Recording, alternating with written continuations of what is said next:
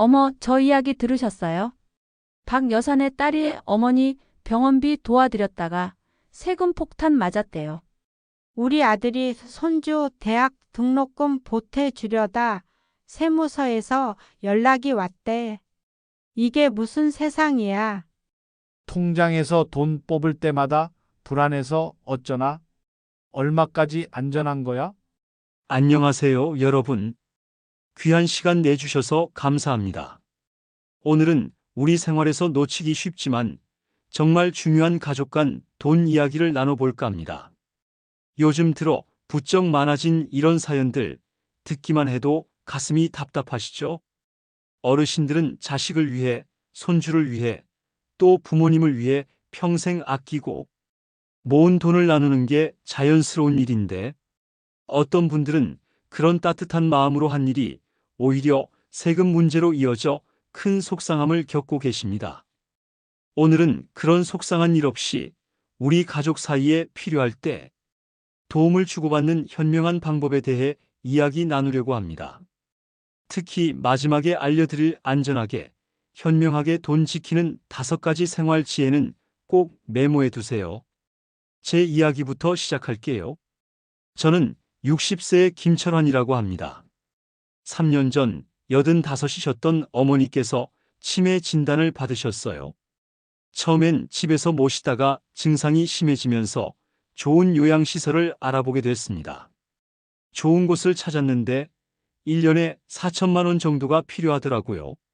제 남동생과 의논해서 각자 절반씩 부담하기로 했어요. 그래서 어머니 통장으로 2천만 원을 바로 보냈죠. 문제는 그로부터 반년쯤 지났을 때 시작됐어요. 갑자기 세무서에서 연락이 왔어요. 어머니께 증여세를 내셔야 합니다. 처음엔 무슨 소리인가 싶었어요. 어머니 병원비 드린 것뿐인데 왜 세금을 내야 하는지. 알고 보니 자녀가 부모님 계좌로 보낸 돈은 특별한 증빙이 없으면 증여로 간주된다는 거예요. 제가 낸 2천만 원과 동생이 낸 2천만 원을 모두 합쳐서 4천만 원에 대한 증여세를 내라는 통지였죠. 결국 700만 원 가까운 세금을 내야 했어요. 그때 제가 뭘 잘못했는지, 어떻게 했어야 했는지 알게 된 후로는 주변 친구들에게도 꼭 이 이야기를 전하고 있답니다. 여러분도 이런 일 없으시길 바라는 마음에서 오늘 제 경험을 나눕니다. 우리 아파트 옆동에 사시는 김 할머니 이야기도 들려드릴게요. 69이신 김 할머니는 서울대 다니는 손녀가 너무 자랑스러워서 용돈을 넉넉히 주고 싶으셨대요. 은행에서 현금으로 찾을 때 한 번에 많이 찾으면 금융정보분석원에 통보된다는 이야기를 들으셨던 김 할머니. 그래서 매일 700만 원씩 3일에 걸쳐 현금을 인출하셨대요. 그리고 손녀에게 2천만 원을 주셨습니다.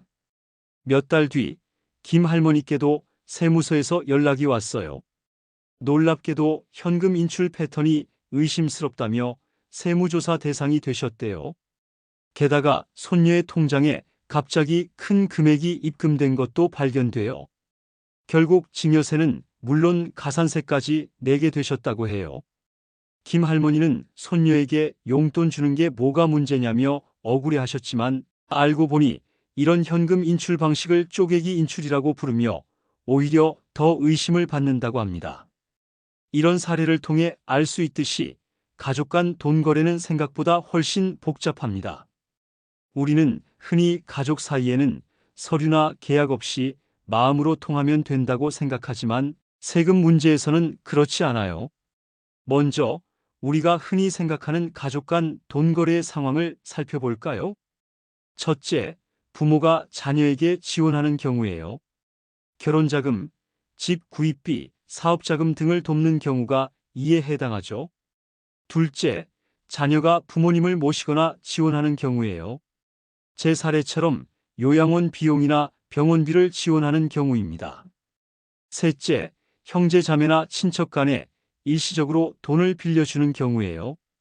사실 이 모든 상황에서 세무당국은 증여를 의심할 수 있어요.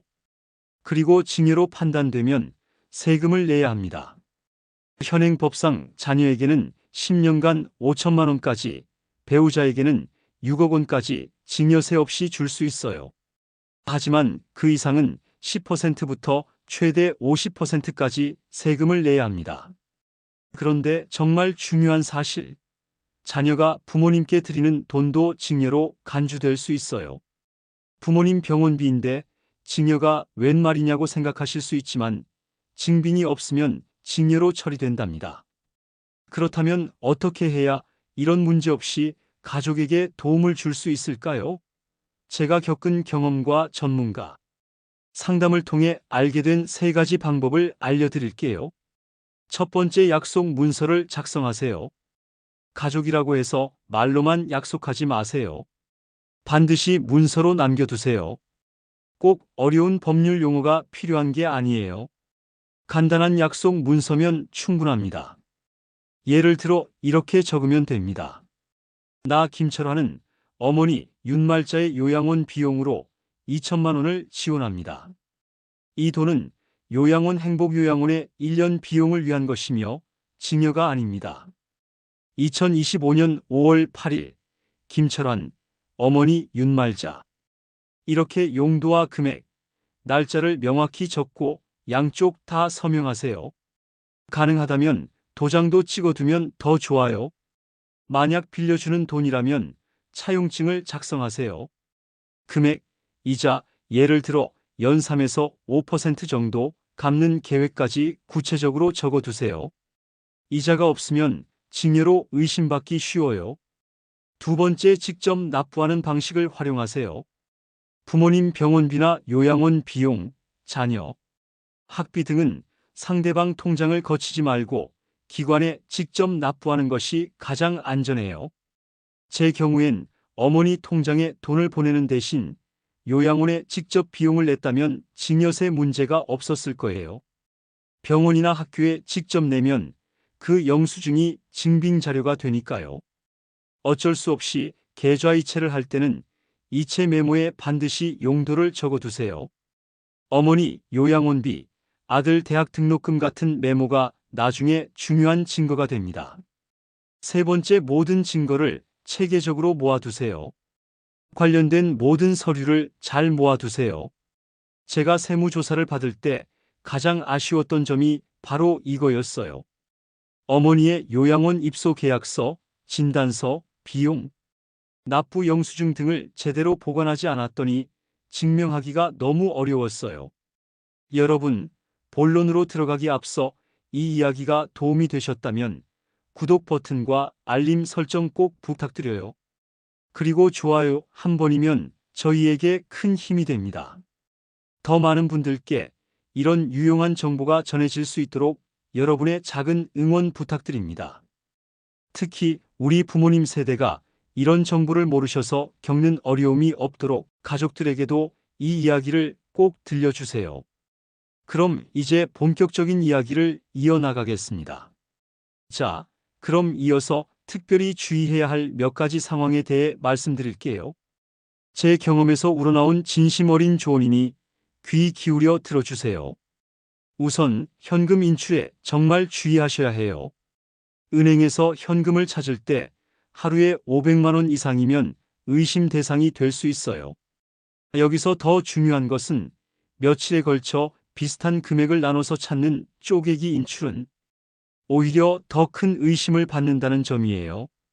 제 친구 정 여사는 아들 결혼 축하금으로 3천만 원을 마련하면서 사흘 동안 매일 1,000만 원씩 인출했는데 오히려 이 패턴이 의심스러워 보여서 세무조사를 받았대요. 차라리 한 번에 필요한 금액을 인출하고 용도를 명확히 밝히는 게 더 안전해요. 예를 들어 정 여사가 아들 결혼 선물용이라고 밝히고 결혼식 청첩장을 제시했다면 어땠을까요? 아마 훨씬 수월했을 거예요. 특히 결혼 관련 비용은 증빙만 잘 갖추면 증여세를 줄일 수 있는 방법도 있거든요. 둘째, 부동산 거래 전후에는 더욱 조심하셔야 해요. 집을 사거나 팔 때 전후로 가족 간에 큰 돈이 오가면 세무당국에서 특히 주목한대요. 우리 동네 최 할아버지는 손녀가 신혼집을 구입할 때 4천만 원을 도와주셨는데 계약 바로 전날 손녀 통장으로 송금했다가 세무조사를 받게 되셨어요. 이런 경우 최소 반년 전부터 계획적으로 준비하는 것이 좋아요. 만약 급하게 지원해야 한다면 반드시 증여 신고를 하거나 정확한 대출 형태로 서류를 갖추는 것이 안전해요. 셋째, 형제자매 간의 비용을 분담할 때는 꼭 문서화하세요. 우리 집 경우처럼 부모님 요양비를 형제가 나눠 부담할 때 어머니 요양비용 4천만 원을 김철환과 김명환이 각각 2천만 원씩 분담하기로 함이라는 간단한 문서를 작성하고 서명해두면 좋아요. 이런 문서가 있으면 나중에 왜 이런 금액을 보냈나요? 라는 질문에 명확히 답할 수 있어요. 제 경우엔 이런 문서가 없어서 증명하기가 정말 어려웠답니다. 이번엔 제 친구 윤 할머니의 성공 사례를 들려드릴게요. 73이신 윤 할머니는 손자의 유학 자금으로 5천만 원을 지원하기로 했어요. 그런데 다른 분들과 달리 윤 할머니는 미리 세무사와 상담을 하셨대요. 세무사의 조언에 따라 윤 할머니는 이렇게 하셨어요. 첫째, 손자와 함께 학비 지원 약정서를 작성했어요. 유학 학비 지원 목적임을 명시하고 졸업 후 어떤 조건으로 상환할지도 구체적으로 적었죠. 둘째, 손자 통장으로 바로 보내지 않고 학교 입학금과 첫 학기 등록금은 학교로 직접 납부했어요. 나머지 생활비는 매달 정해진 금액만 보내고 이체할 때마다 손자 유학 생활비 5월분처럼 메모를 남겼어요. 셋째, 모든 관련 서류를 체계적으로 모았어요. 학교 입학 허가서, 등록금 납부 영수증, 항공권 예약 확인서 등을 모두 보관했죠. 그 결과 윤 할머니는 나중에 세무조사가 나왔을 때 모든 것을 명확히 증명할 수 있었고 증여세 문제 없이 손자를 지원할 수 있었대요. 이런 계획적인 방법은 정말 중요해요. 실제로 제가 알게 된 한 분은 아드님 결혼 자금으로 6천만 원을 주려다가 증여세를 걱정하셨어요. 그래서 비과세 한도인 5천만 원만 주고 나머지는 신혼여행 항공권과 호텔을 직접 예약해주는 방식으로 해결하셨대요. 최근 들어 세금 규정이 점점 더 엄격해지고 있어요. 특히 올해 5월부터는 더욱 주의하셔야 한다고 해요. 세무 전문가들이 알려준 중요한 변화를 정리해 드릴게요. 첫째, 현금 거래에 대한 감시가 더 강화된대요. 이전에는 1,000만 원 이상 현금 거래만 특별 관리했지만 이제는 500만 원 이상도 주의해야 한다고 해요. 둘째, 인공지능 기술을 활용한 데이터 분석이 강화된대요. 이제는 통장 거래 패턴을 분석해서 의심스러운 거래를 더 정확하게 찾아낸다고 합니다. 셋째, 금융계좌 조회 범위가 넓어진대요. 예전에는 직계 가족 위주로 조사했지만 이제는 형제자매, 사돈 등으로 범위가 확대된다고 해요. 이런 변화가 있기 때문에 가족 간 돈 거래는 더욱 신중하게 해야 해요. 하지만 너무 겁먹을 필요는 없어요. 정당한 목적이 있고 증빙만 잘 갖추면 문제 없으니까요. 이제 제 경험과 전문가 상담을 통해 알게 된 안전한 가족 돈 거래 방법을 정리해 드릴게요. 첫째, 의료비나 교육비는 통장을 거치지 말고 기관에 직접 납부하세요. 병원비, 요양원비, 학교 등록금 등은 부모님이나 자녀 통장에 보내지 말고 병원이나 학교에 직접 내는 게 가장 안전해요.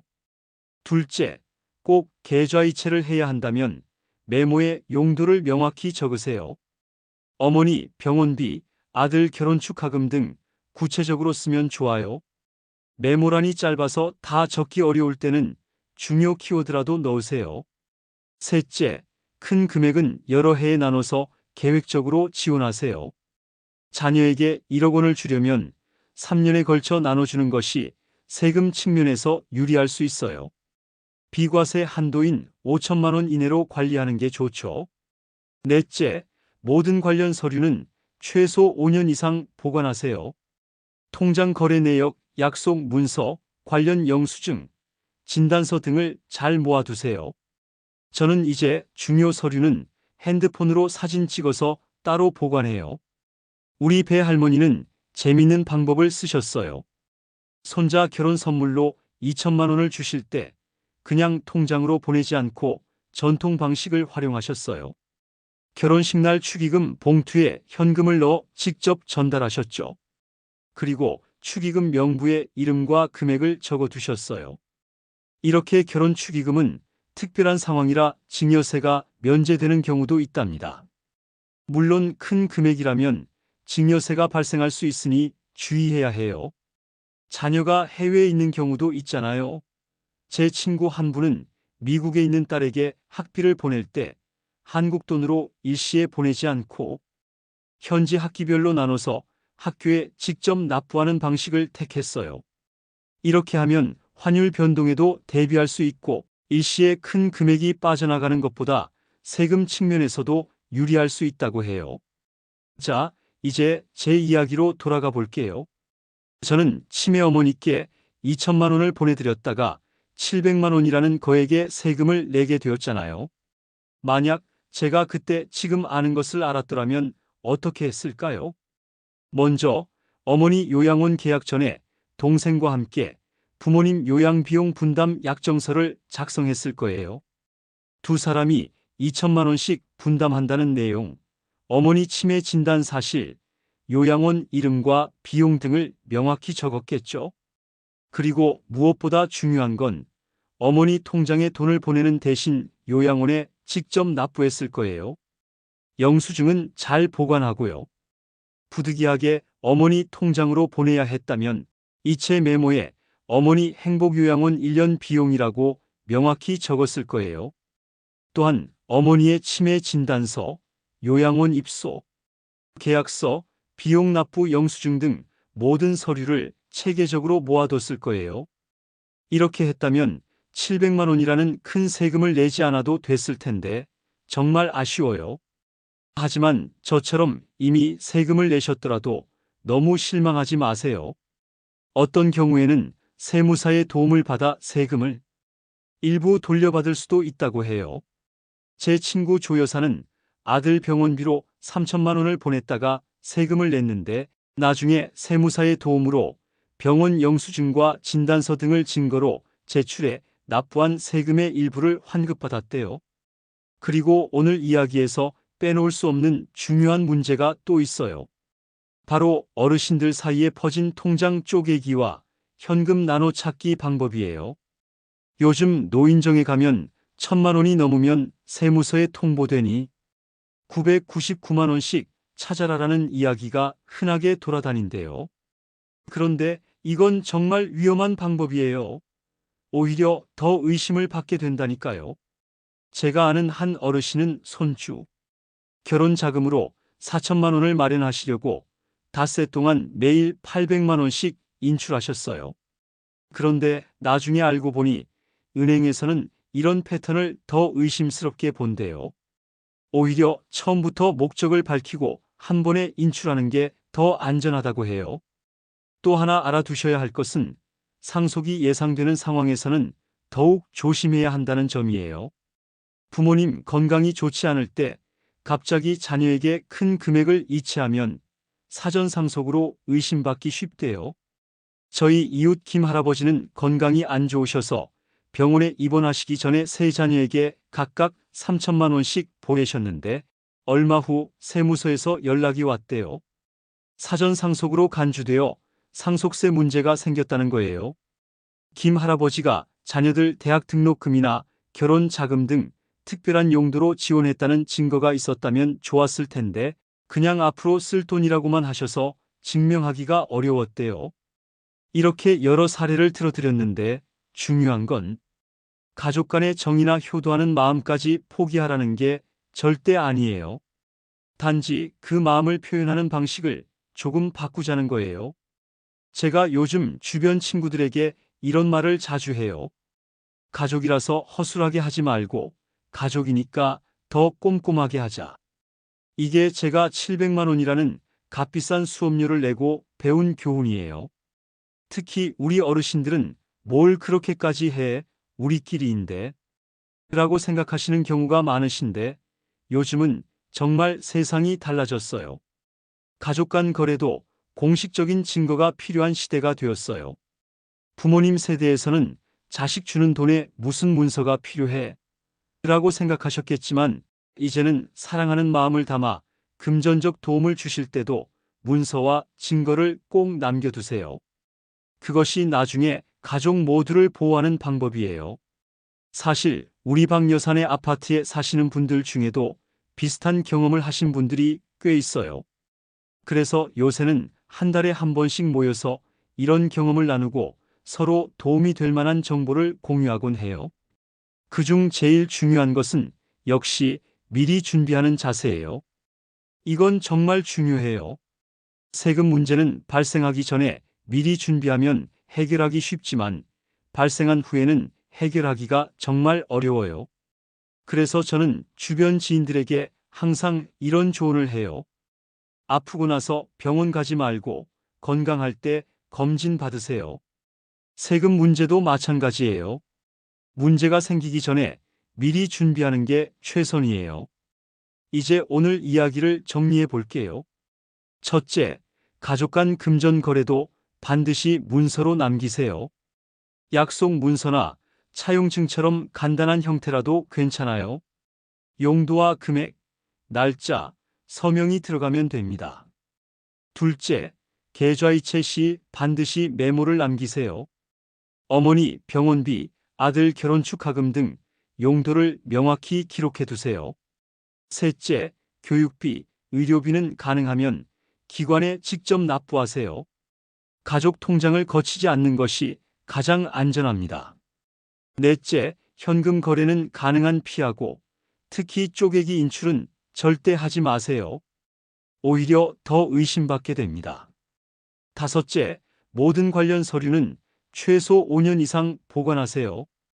통장 내역, 약속 문서, 영수증, 의료 서류 등 증빙 자료를 잘 모아두세요.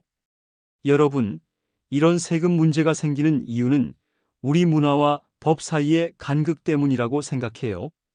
우리 문화에서는 부모님께 효도하는 것, 자녀를 지원하는 것이 너무나 자연스러운 일이죠. 특히 우리 어르신 세대는 가족끼리 무슨 서류가 필요해? 라고 생각하시는 경우가 많으세요. 하지만 법은 좀 다르게 보는 것 같아요. 가족 간 거래도 공식적인 증빙이 있어야 한다고 요구하죠. 이 간극을 어떻게 메울 수 있을까요? 아마도 법을 바꾸는 건 쉽지 않을 테니 우리가 조금 더 법에 맞게 행동하는 수밖에 없을 것 같아요. 그렇다고 가족 간의 따뜻한 정을 포기하자는 게 아니에요. 오히려 그 마음이 세금 문제로 상처받지 않도록 조금 더 현명하게 행동하자는 거죠. 우리 가족인데 무슨 이 아니라 우리 가족이니까 더 확실하게 로 생각을 바꿔보는 거예요. 여러분, 오늘 제 개인적인 경험을 바탕으로 한 이야기가 조금이라도 도움이 되셨길 바랍니다.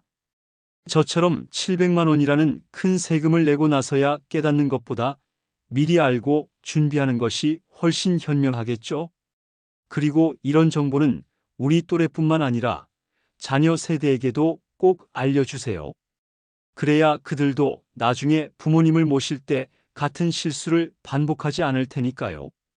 마지막으로 한 가지만 더 말씀드리고 싶어요.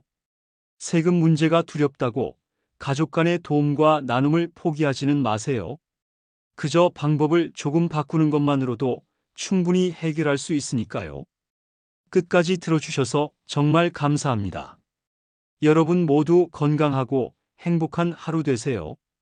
오늘 이 이야기가 도움이 되셨다면 구독과 좋아요 버튼 꼭 눌러주시고 여러분의 경험이나 궁금한 점이 있으시면 댓글로 남겨주세요.